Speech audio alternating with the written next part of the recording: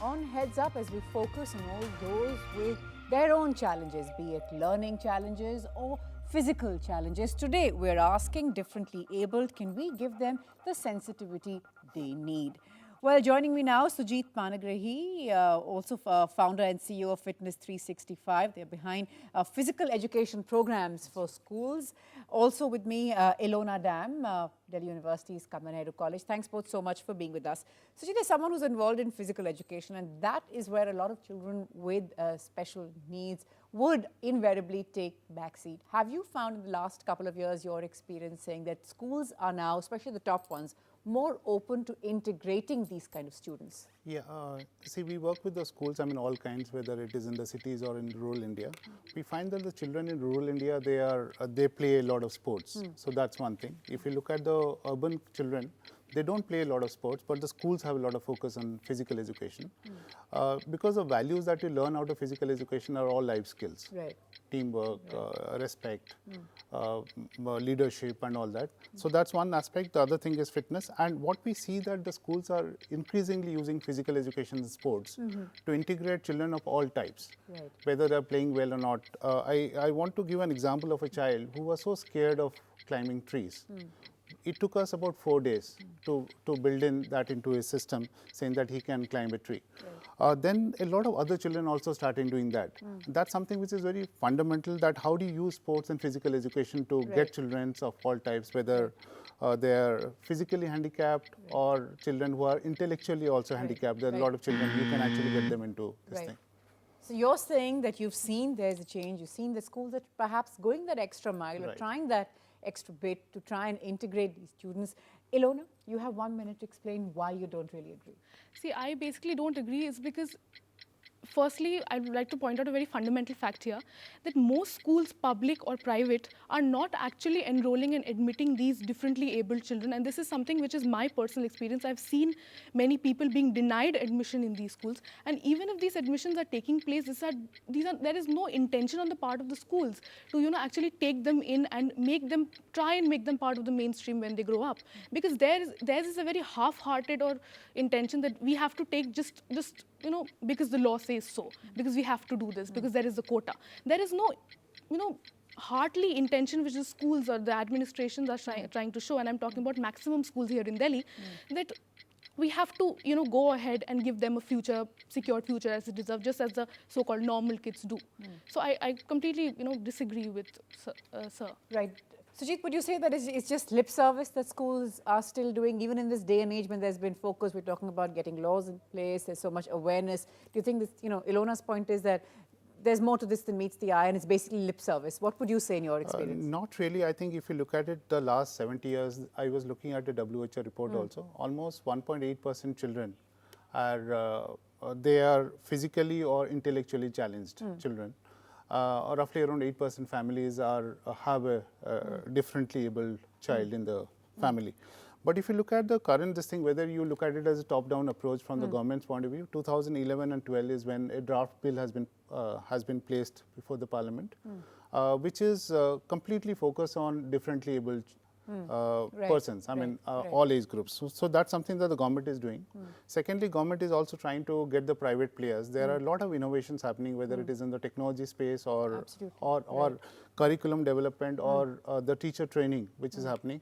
And how do you train an existing teacher to be friendly to a differently abled child? That's something which is happening on the ground. And that's very important. And the other thing is that what is being seen in India, the expectations which are being set for differently able children is lower than for other children. But when you look at it as a Western culture, you see that the expectations from all children, whether it is normal or intellectually more realistic. They're more realistic and they're much more higher, because the higher expectation that you set, you achieve better. So the outcomes are better that way. And what I'm seeing in the schools in India, they are actually working towards that. They're working towards, and you're saying there's a genuine effort. There's a genuine effort from the government side as well as from the different institutions. Right. And I know that you disagree, but if I come back to my topic, which is around the sensitivity, that being the other problem, that it's not just, if schools are one factor, there's society also, which does not treat them with the sensitivity that they need. Many of them can go on to being top achievers. I mean, it's often cliches to be told how some big names in the world had all sorts of learning disabilities or other challenges. But somehow there's no sensitivity, especially in a country like ours. Yeah, definitely. See, I'm going to give you a very root example for this. When a parent he knows he has a differently abled child, thousands of relatives are going to suddenly crowd around him and say, oh, isko to special school bhej do bhai, he doesn't have a future, and etc. etc. This is the ideology and the mentality which is still prevailing in India, in the Indian society. So, you know, if and you we don't even have enough of those special schools. Or definitely, those definitely. skilled teachers. We don't that have being these the other schools problem. in you know places like Himachal Pradesh, etc. We have them in Delhi definitely, but not in the remote parts of India. And you know, if you have this special school mentality, okay, this child XYZ is not made for normal schools. He's made for a special school. You're already segregating that child from the mainstream. So this is happening at a very ground level. From the childhood itself, the kid is being trained to understand that, listen, you're not part of the mainstream, you're just a sidey and you don't have a future at all. So this is the situation of the society right now. So what sensitivity can only come when we accept the fact, and you know, as the West does, as Sir said, that you have to you know, understand with a lot of reality that this child is capable of doing everything which another XYZ child can. And as with just the right amount of focus. So coming back to your point about the different schools, of course, there's the other argument is that can a so-called regular school really be equipped, and how far should they be equipped to handle these learning challenges or, you know, these differences in their students? It's okay for them to handle students with some differences, but just how much can they go, you know, how much are they expected to know? How much are they expected to be prepared? How much can their teachers know? Which is why special schools, the case is made for special schools, that there's a reason to have them in an atmosphere. That, of course, is a debate for another day. But again, coming back to the sensitivity, if you just focus around sports and, you know, your expertise, do you see that there are other students around who are perhaps interacting with these students, you know, who perhaps have special needs, who are also aware and sensitive to what they might need?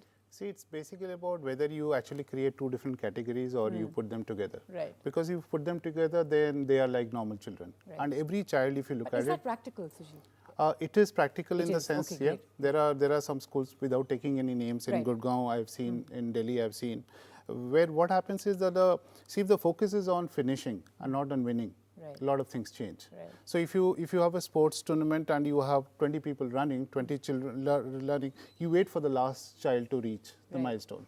That is a huge achievement for the parents and also for the child. Right. And so winning is not really very important. What is important is inclusion of every child. But that's a radical change for India as a society also, Sujit. Yeah, that's don't you agree? right. I Because mean, so far we've always been sort of, generations have been taught to believe that the winner takes it all. Right. Now you're saying that, you know, when you wait for the child who is the slowest to catch up Right. and also finish, Right. then it's So, remarkable. Yeah, it's, I think, about building that awareness. It's basically also whether you want, if you are building the school teams, you can build school teams around with different capabilities.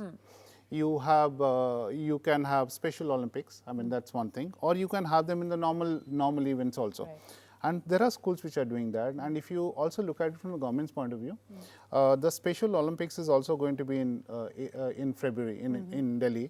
And this is the first time that that is also being done, and by the Ministry of Social Justice and Sports, which I think is a huge step. I mean, for any country to be progressing, to be seen to be progressing, Right. sports and technology are two things which Right. are Right. very important. And so I think whether it is from a government's point of view or from a school's point of view, it's possible that you can actually integrate both of them Right. as a mainstream thing. Right. I think the intention is very important rather than anything else. Whether you can do it or not, you should have the intention to integrate children of all capabilities. Right. Ilona, I know that you said that, you know, a lot of what we do for the differently able could just be lip service. But when you hear Sujit talking about his example, do you sort of see that this is something that he's, of course, talking about a few schools, but maybe tomorrow, in the coming years, we can sort of make this more of, you know, a commonality than an exception? See, actually, Natasha, India is a country of very fixed and very, you know, rigid mindsets. So I don't think it's going to just take 2 years or 3 years to make changes. It'll take around 50, 60 years, I'm pretty sure, or more, in fact, actually more. Because, you know, to get this thing out of the, you know, uproot this mindset out of the people that as Sir said, that they are children, they are not normal or abnormal. Right. This is going to take a lot of time, and it's practically a little impossible right now to think about it. Right. It may happen once, obviously it may, positively thinking, but right now it really seems very impossible. I just want to give an example. Sure. One of the bigger problems is about attention span, right? I'm just giving an example. A lot of children have that problem, and it's also considered to be a disorder if the degree is higher. Through sports, what happens is that when you actually engage a child, how do you get a child to respond to you? You just tap on someone's shoulder, the child responds. Right. Or you just take his name or Right. her name Right. whenever you are doing any activity in a class. Right. It's such a simple thing to do. So you know that the other children are actually responding normally, but a particular child is not doing that. All that you need to do is to take his name. Right. Right. So these are some very simple techniques which you actually can apply to this thing, because we actually normally confuse with physical handicap as just one of the major categories. But intellectual disability is also a larger Right. category, and you can Right. actually do And that as through. much as the challenge, and a large number That's right. of in India actually facing That's these right. challenges. So we don't have an option really but to be prepared. The debate ranges on. Of course, there's a lot more sensitivity that we could show. There's a lot more that we could do beyond just lip service. But as the case has been made with Suchi's experience, perhaps those little seeds of change have been sowed. Watch this space for more as we focus on all those with learning challenges, all sorts of a wide variety of learning challenges and all that they might need. Ilona, Suchi, thanks so much for coming in and speaking to us. We slip into a quick break now. We're back with lots more on the other side. Don't go.